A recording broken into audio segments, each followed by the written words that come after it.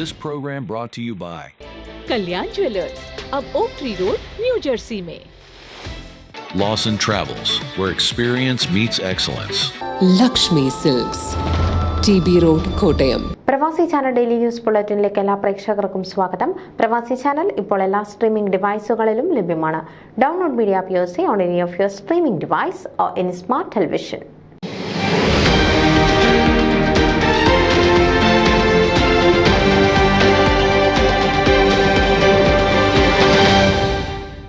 President Francis കാരക്കാട്ടിന്റെ അധ്യക്ഷതയിൽ New മിൽഫോർഡിൽ ചേർന്ന പൊതുയോഗത്തിൽ കേരള കൾച്ചറൽ ഫോറത്തിന്റെ 2025-26 ഭാരവാഹികളായി president Ninan Jacob, vice president KG Thomas, secretary Sojan Joseph, treasurer Thomas Mathew, board of trustee chairman Koshy Kuruvila, committee board അംഗങ്ങൾ, ബോർഡ് ഓഫ് ട്രസ്റ്റി അംഗങ്ങൾ എന്നിവർ ചുമതലയേറ്റു.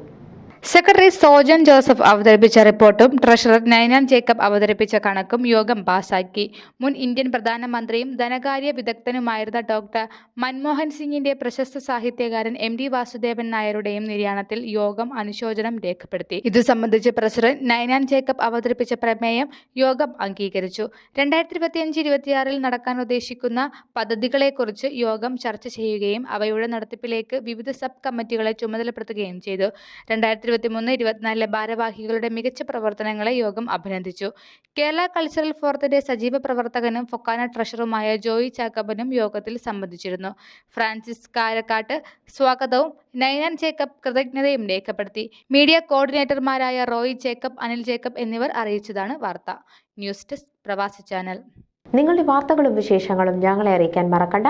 news@pravasichannel.com അല്ലെങ്കിൽ editor@tmaliali.com എന്ന ഇമെയിലിലേക്കോ വാർത്തകൾ അയയ്ക്കുക.